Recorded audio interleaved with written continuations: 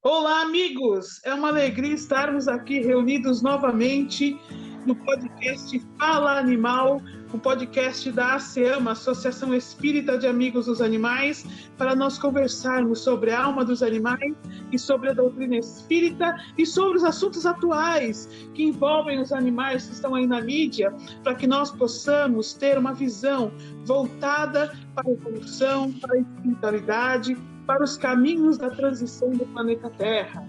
Né? E hoje eu estou aqui com outras duas amigas queridas voluntárias da ASEAMA, Roseli. Oi, Roseli. Oi, Sandra, tudo bem? Tudo bem. A Ana Silvia, tudo bem, Aninha? Tudo bem, Sandra. Oi, Aninha, tudo bem? Tudo bem, Roseli.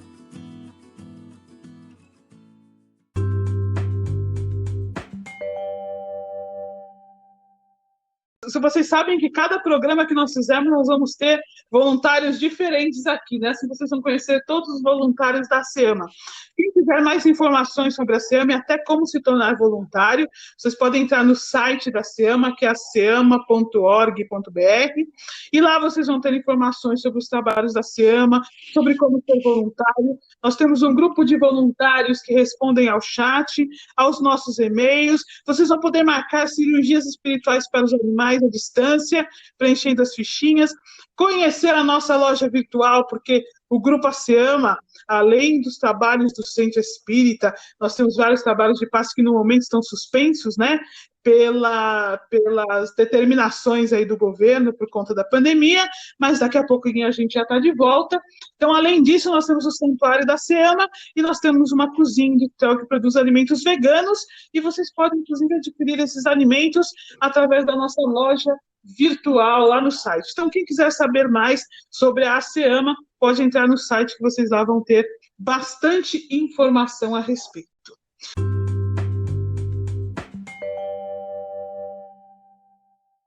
Muito bem, hoje nós vamos trazer um assunto que está aí na mídia, em pauta, super falado. Olha, eu não vou nem citar nenhuma reportagem específica, porque saiu em todas as redes de TV, em várias revistas, então é um assunto que está bem na mídia e vai ser legal para a gente discutir a respeito e ter aí a visão espírita acerca do assunto, e não só a visão espírita, quanto a visão acerca do amor dos animais. Temos um foco diferenciado, que é a situação aí do rapaz estudante de medicina veterinária que foi picado por uma naja, né? Mas quem vai detalhar melhor isso para nós é a Roseliana Silvia, né? Então, como nós vimos, saíram muitas que no último dia 7, esse estudante de veterinária do Distrito Federal, Pedro Krambeck, de 22 anos, foi picado por uma naja criada por ele mesmo. E ainda mais 16 cobras foram encontradas também desse estudante. Essas cobras não são pertencentes à fauna brasileira e todas sem licença do IBAMA para serem criadas em cativeiro. Segundo os investigadores, são possivelmente vindas de uma rede de tráfico de animais exóticos. A polícia está investigando também se essas pessoas estavam comprando e vendendo as cobras através das redes sociais. Esse comércio ilegal, gente, ele tira os animais do seu habitat natural e obriga a viver em cativeiro, um ambiente que não é propício ao seu bem-estar. Aninha, o que eu vejo aí são vários problemas numa única situação, né? A gente está falando de tráfico de animais silvestres, que é o terceiro maior tráfico que envolve todo o mundo, o tráfico de animais silvestres. A gente está falando de animais que entram em território nacional e eles não são do nosso ecossistema, trazendo um problema ambiental muito grande. Nessa situação dessa naja, essa naja acabou sendo retirada do apartamento desse estudante por um amigo dele e foi colocada num lugar público. A polícia conseguiu encontrar essa cobra antes que ela causasse maiores problemas, maiores acidentes. Agora você imagina, a naja, ela não é um animal nosso, então nós não temos soro para controlar uma situação de um ataque dessa cobra. Ela já havia picado o estudante, mas ela poderia picar uma criança ou mesmo um adulto, e esse acidente poderia ser, inclusive, fatal. Quando a gente pega um animal que não é do nosso habitat e faz a soltura de modo incorreto, nós, além de estarmos colocando em risco as pessoas, a gente está colocando também em risco todo um ecossistema. Nós temos aqui no Brasil uma tartaruga muito conhecida chamada tartaruga tigre d'água. Essa tartaruga é uma tartaruga brasileira. Existe uma tartaruga muito parecida com ela, que é a tartaruga de orelha vermelha. É uma tartaruga americana. Embora seja parecida com a nossa, ela é muito mais agressiva do que a nossa. As pessoas acabaram comprando esse animal para ela ser um pet exótico. Esse animal cresce, não cabe mais nos aquários, nos tanques, enfim. As pessoas simplesmente pegam esses animais e descartam em lagoas, em lagos, por exemplo, como o do Ibirapuera, que teve um grande problema desse tipo de descarte. Essa tartaruga, ela vai competir com a nossa tartaruga por habitat, pelo mesmo tipo de alimentação, e é uma tartaruga mais agressiva. O que ela causa? Ela causa um desequilíbrio nas nossas próprias tartarugas. E não precisa nem a gente pensar que é um animal que é importado. O manuseio incorreto de animais silvestres, ainda que sejam brasileiros, eles causam desequilíbrio também no Brasil. Pegou-se um grupo de saguis e levou-se para uma ilha, próximo de Ubatuba, para uma reserva, nos anos 80, mais ou menos, entre 80 e 90, mais ou menos. Chama Parque Estadual da Ilha Anchieta. Isso é uma reserva. Pegou-se um grupo de saguis e se introduziu nesta reserva. Qual foi o desequilíbrio que esses saguis fizeram na reserva? Eles começaram a invadir os ninhos, caçar os filhotes, e é uma ilha de passagem das aves. Elas teriam que ir para a ilha, botar os seus ovos, esses filhotes crescerem e essas aves irem embora. Hoje tem um desequilíbrio das aves porque o ser humano foi e introduziu um sagui numa ilha que não era para ter originalmente este animal. Agora, você imagina se fizermos uma soltura indiscriminada dentro do Brasil. Qual o grande problema, Ana, para as pessoas, para os animais, fora que é um animal extremamente venenoso? Avaliar aí a gravidade dos atos, que nós não pensamos nas consequências desses atos, e nós temos vários assuntos pontuados dentro de um mesmo assunto a se pensar, avaliarmos separadamente, né? Que é a soltura de animais, que é o tráfico de animais. Olha, estudos demonstram que no tráfico de animais, aí para quem não sabe, de 80% dos animais traficados morrem no transporte, né? Somente 20% sobrevivem. Então, às vezes nós recebemos em nosso lar, a gente quer um animal silvestre que não é um pet, não vai se comportar como um animal de produção. Ele vai ter uma reação quando ele é filhote, quando ele for mais adulto, ele vai ter outra reação. Muitas vezes nós não vamos saber lidar com a situação e a gente simplesmente busca para comprar, né, esse animal, sem imaginar que para que nós tenhamos este animal que está em nosso lar, os pais muitas vezes foram mortos, e muitos dos filhotes que foram transportados morreram no caminho, são maltratados, por isso que é o processo de desencarne, nós separamos famílias, então é imprescindível tomarmos para nós o pensamento de quando nós intervirmos na natureza, nós estamos ali sob o papel de espíritos em fase de humanidade que devem auxiliar, educar, amparar aqueles espíritos em fase de animalidade, não destruir, não dar um exemplo antifraternal, antissolidário, não desmembrar famílias, não desestruturar o conjunto construído por Jesus no nosso planeta, a nosso bel prazer, para a satisfação de nossa vaidade, para a satisfação de um domínio improfícuo,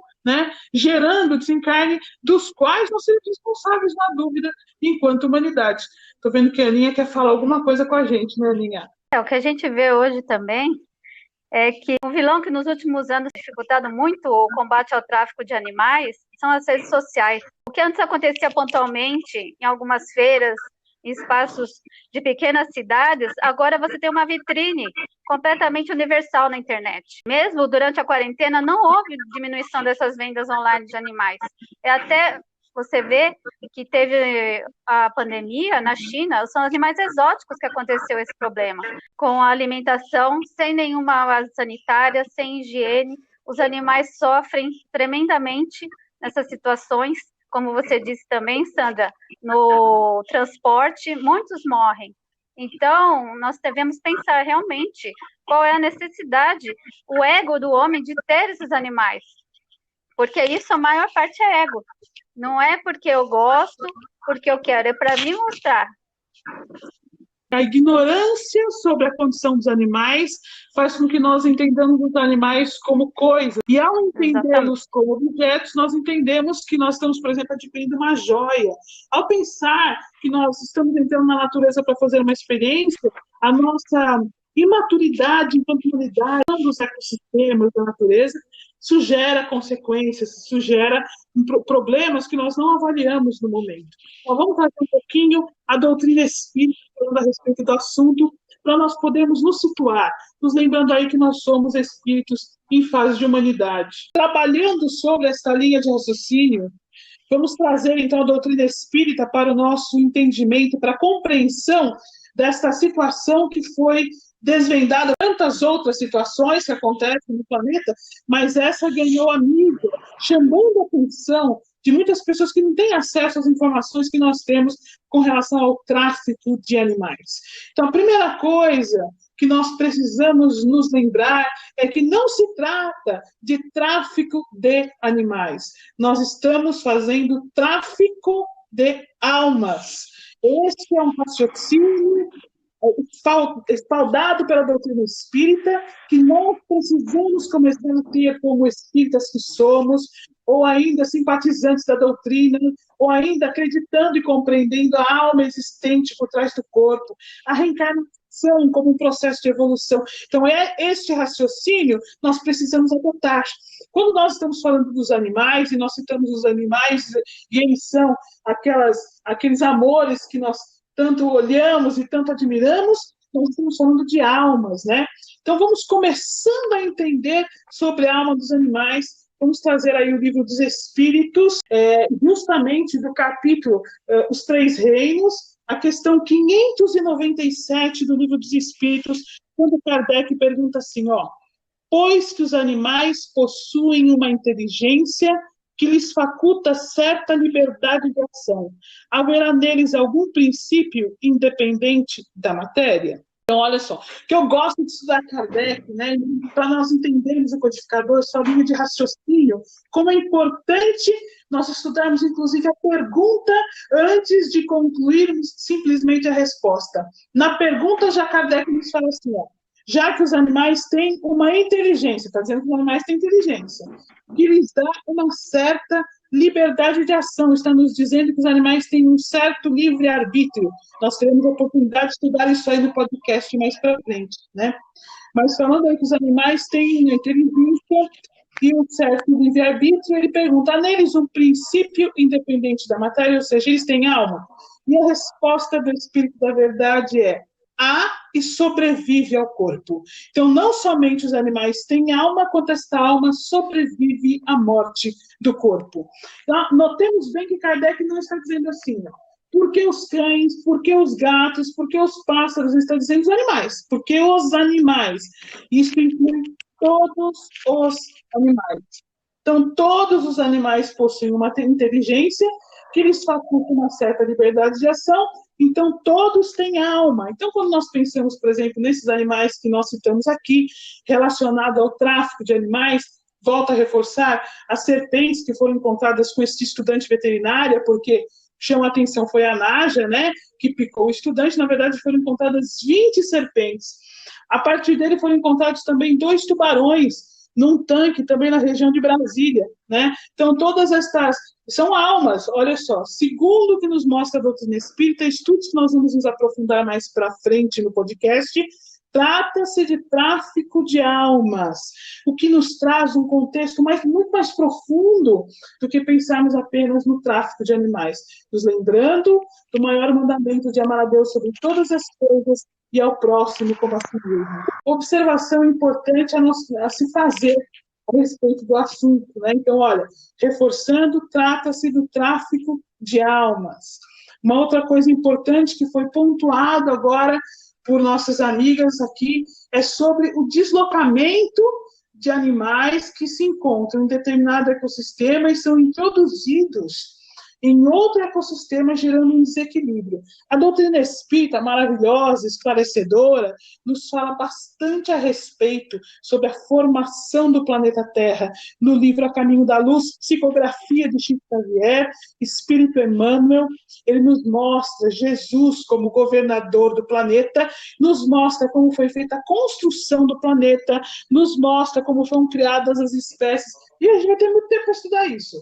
Mas eu queria trazer um texto específico para nós vermos sobre a ótica dos animais silvestres, sobre a ótica da condição do planeta, a construção do ecossistema.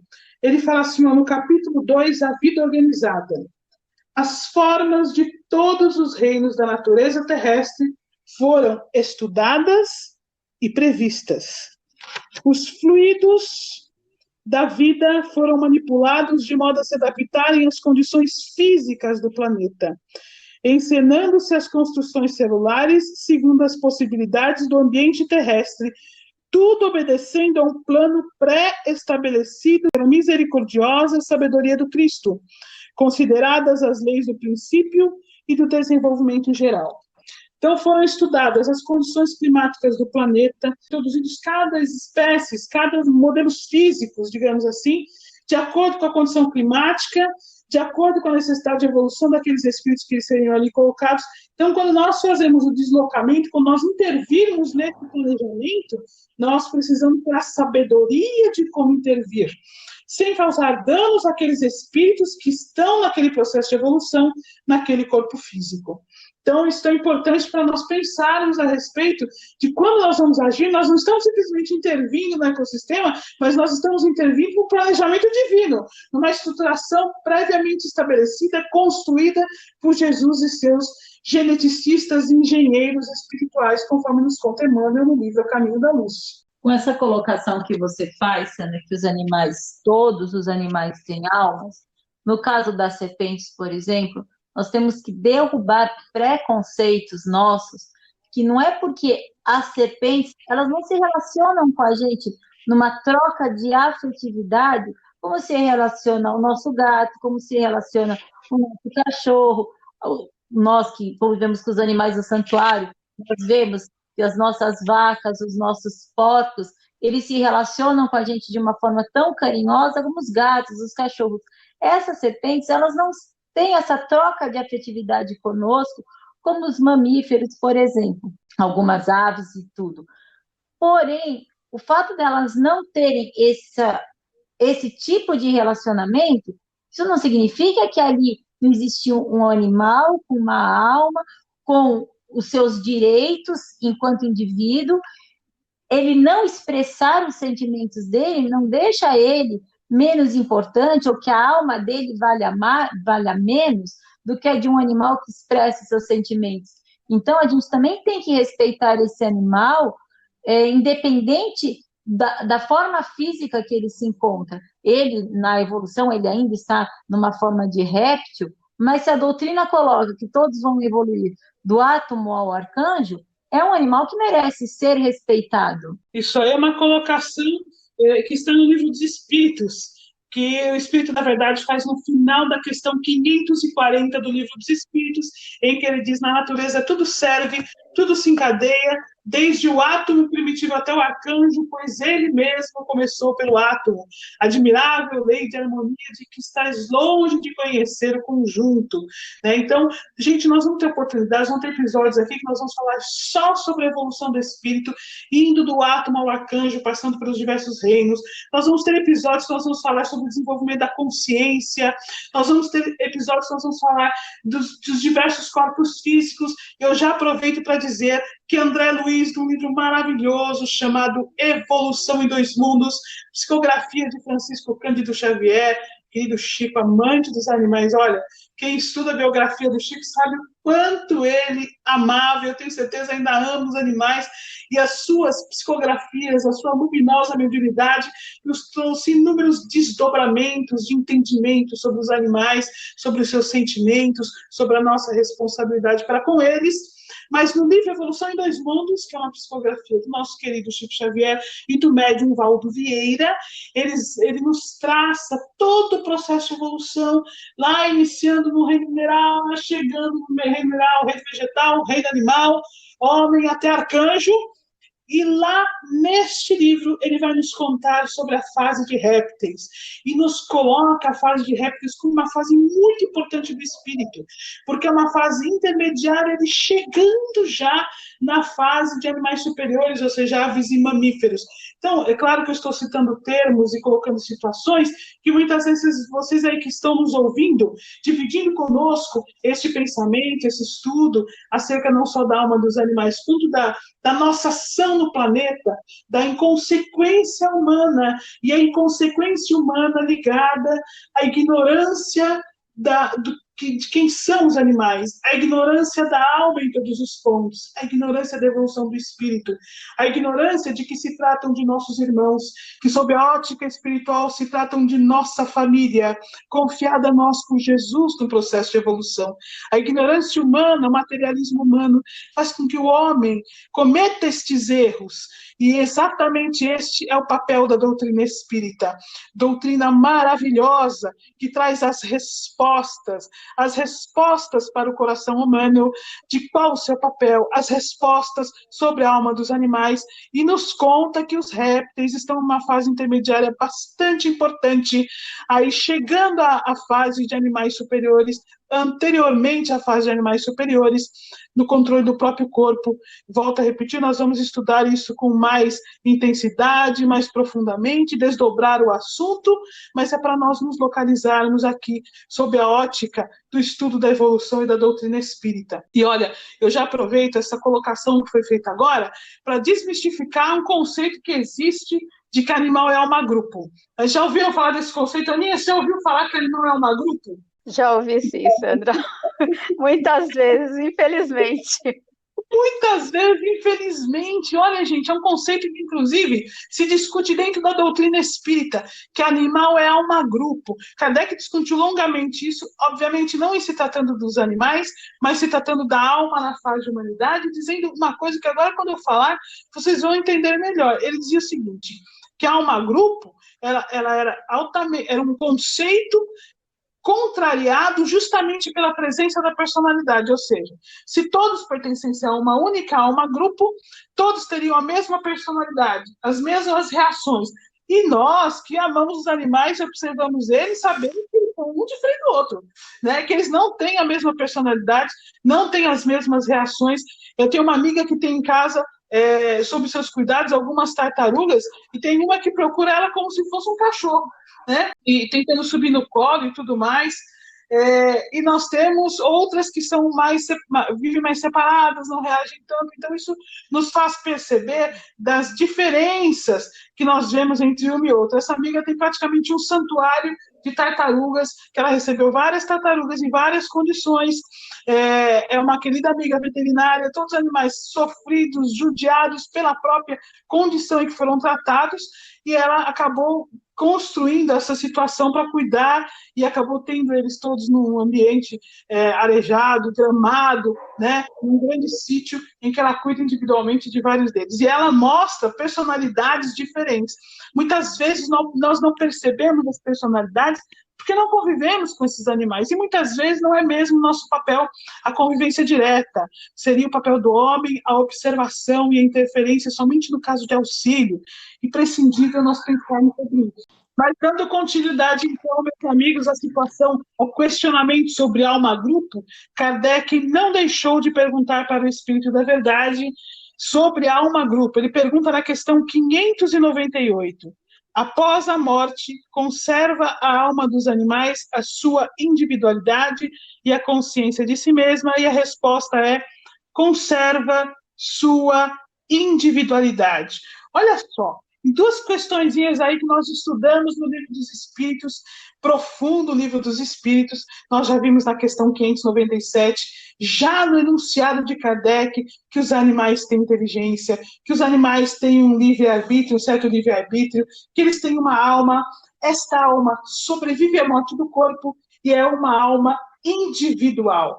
Então, vejam só quantas informações em apenas 2 questões do Livro dos Espíritos, né? Então, trazendo essa construção da nossa linha de pensamento, nós não estamos simplesmente discutindo sobre a ótica da doutrina espírita tráfico de animais, nós não estamos apenas discutindo sobre a ótica da doutrina espírita, a interferência negativa do homem, quando ele introduz animais, retirando de local para um outro ecossistema, desestruturando todos os animais que vivem naquele ecossistema. Sob o olhar da doutrina espírita, nós estamos falando de um planeta construído pelo Cristo e seus engenheiros espirituais, de corpos físicos moldados por geneticistas espirituais, de vários ecossistemas construídos em diversas partes do planeta, de maneira pré-organizada, pré-estabelecida, profundamente estudada, e quando a gente lê o livro A Caminho da Luz durante milênios, e nós estamos falando do tráfico de almas, da interferência negativa em famílias, da separação de almas que foram ali colocadas nos processos de planejamento reencarnatório para conviverem juntas. Então é desta estruturação que nós estamos falando, muito mais profunda e com consequências, inclusive, para nós enquanto humanidade. Doutrina espírita esclarecedora, doutrina espírita belíssima, nos mostrando aí a poesia da criação divina, né? E a doutrina espírita nos fazendo refletir o quanto é mais profundo o equívoco que nós cometemos, né? Claro que nós trouxemos o exemplo deste estudante, mas são muitos, infelizmente, os nossos irmãos em fase de humanidade, ignorantes do processo de evolução, ignorantes de que tratam-se ali de seres dotados de consciência, inteligência, capacidade de amar e sentimentos, e ignorantes deste processo intervêm, acreditando que estão apenas levando consigo objetos, enquanto, na verdade, carregam almas, separam famílias. Nós não podemos compactuar com este processo, com esta crueldade, com esta dolorosa tristeza. Nós precisamos fazer o conhecimento para que o conhecimento se torne o processo de mudança, de transformação, num mundo em que aqueles ecossistemas estabelecidos só serão devidamente modificados ou pelos próprios planejamentos daqueles que governam o planeta, ou se eventualmente houver uma interferência humana que seja estudada, eu tenho certeza, intuída, de tal forma que nós possamos acrescentar, trabalhar junto a Deus nos processos de organização da Terra e não intervir negativamente, causando um grande desequilíbrio do planeta em que vivemos. Eu queria aproveitar, então, para elucidar como a colocação que está no livro Os Mensageiros, do André Luiz, Psicografia do Chico Xavier, que é um livro que nós já citamos no podcast passado, mas no capítulo 41, ele nos conta sobre a situação de ele estava adentrando o campo, né, para estudos específicos, e ele então vê um aglomerado de espíritos superiores, e quando eles se aproximam, eles observam que está no chão um trabalhador rural, que levou uma patada bastante severa de um burro que também trabalhava, né, no campo com ele, e ele está lá no chão. E a patada foi tão grave que ele provavelmente fez um traumatismo craniano, né? E aí os trabalhadores espirituais estavam ali questionando por que aquilo aconteceu, né? E aí o mentor daquela estrada disse que muitas vezes tentou intuir aquele senhor porque ele maltratava muito o burro, né? E tentava intuí-lo quanto à responsabilidade dele para com a necessidade de agradecimento pelo companheiro que estava ali com ele, e desta vez ele chicoteou o burro e o burro deu uma patada nele, né? E aí ele vai dando continuidade nos falando o seguinte, ó: se os seres inferiores, nossos irmãos no grande lar da vida, nos fornecem os valores do serviço, devemos dar-lhes, por nossa vez, os valores da educação. Ninguém pode educar odiando, nem edificar algo de útil com a fúria e a brutalidade. Meus amigos, se é verdade que os animais podem servir ao homem, verdade seja dita que isto acontece exclusivamente no processo de evolução, de educação destas almas que estão sob nossos cuidados. Cabe a nós também servir aos animais neste mesmo processo, trazendo para nós a responsabilidade de auxiliá-los no processo de evolução. Ninguém pode auxiliar sem amor. Ninguém pode ser responsável sem solidariedade. Ninguém pode amparar sem carinho. É justamente isso que nos diz o livro Os Mensageiros. Então, até no momento que nós vamos intervir, ou ombrearmos com os nossos companheiros nos trabalhos do cotidiano, é imprescindível que nos lembremos que, acima de tudo, o trabalho é um processo de amor. Não é verdade?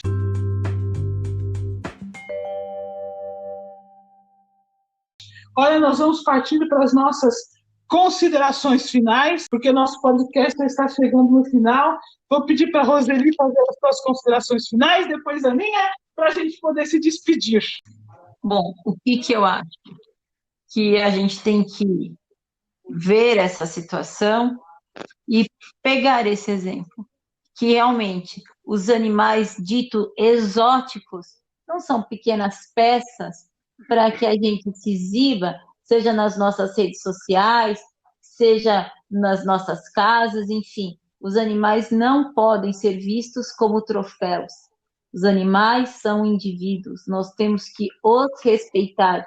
E quando nós não fizermos isso, que a lei se faça para defender os animais, porque a lei existe, ela tem que ser cumprida e ela tem que defender, sim, os animais. Então, Sandra, nós temos que colocar em mente e praticar o nosso papel de irmãos mais velhos dos animais. Eles estão sob a nossa tutela e não estão aqui para nos servir da maneira que a gente acha que tem domínio sobre eles, dessa maneira que está acontecendo indiscriminadamente. São nossos irmãos menores que nós temos dever de cuidar, de ensinar, de tratar como se fossem irmãos humanos também. É isso mesmo. Olha, gente, quanto aprendizado, quanta coisa para nós refletirmos, né? A gente trouxe uma série de pensamentos para que vocês em casa possam pensar, refletir, estudar, buscar os livros que nós citamos, contar com as pessoas que estão ao seu redor, estimular as pessoas a ouvirem as informações para o processo de expansão da consciência. Meus amigos, hoje nós aprendemos que os animais têm alma, que são almas individuais, que são inteligentes, que eles têm livre-arbítrio, né? Nós entendemos que são espíritos em evolução, nós compreendemos que nós temos o papel de ampará-los, educá-los e amá-los, nós entendemos que eles se inserem novamente, reforçando no amor ao próximo. Imprescindível que nos lembremos daquilo que nos cabe, do que nós devemos fazer. Eu vou encerrar hoje com uma frase que está no livro Emmanuel, uma colocação do próprio Emmanuel, psicografia do Chico Xavier. Ele diz assim, recebei como obrigação sagrada o dever de amparar os animais na escala progressiva de suas posições variadas no planeta. Obrigação sagrada, meus amigos, o dever de amparar os animais nas suas posições variadas no planeta. Estou reforçando para a gente guardar isso na mente, né? Estendei até eles a vossa concepção de solidariedade e o vosso coração compreenderá mais profundamente os grandes segredos da evolução, entendendo os maravilhosos e doces mistérios da vida. Então, para que nós nos lembremos de nosso papel, tão reforçado aqui, e da gravidade dos nossos atos quando nós intervirmos na vida, sem compreendermos efetivamente de que a vida, na verdade, é campo de evolução, campo de aprendizado do amor. Meus amigos, busquemos os caminhos do amor acima de tudo, da evolução acima de tudo. Vamos abrir os nossos corações a amar os animais e vamos espalhar este amor e a ideia de evolução para o planeta. Não menosprezem o papel que cada um de vocês e cada um de nós temos. Não duvidem de que cada um de nós pode fazer multiplicar o verdadeiro amor, a essência do Evangelho, a luz da vida, o amor ao próximo e olhar os animais como seres dotados de consciência e inteligência. Olha, nós vamos ficando por aqui. Foi uma alegria estar com vocês mais uma vez no podcast. Semana que vem nós estamos de volta com um novo assunto. Um grande abraço da equipe de voluntários da SEAMA da semana que vem.